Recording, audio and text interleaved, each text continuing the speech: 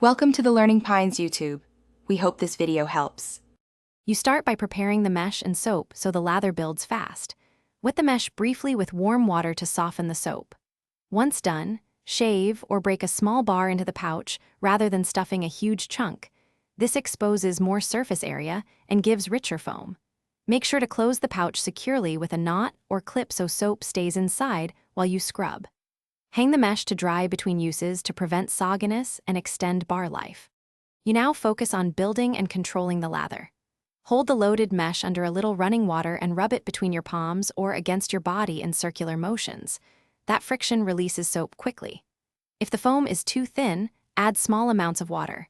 If too runny, squeeze once and resume rubbing. Once you have a creamy foam, you can spread it over skin or washcloth.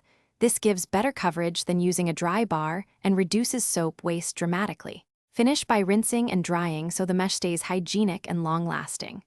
You should rinse until runoff is clear, then squeeze gently to remove excess water and hang the mesh by its tail in a ventilated area so it dries in 1 to 3 hours.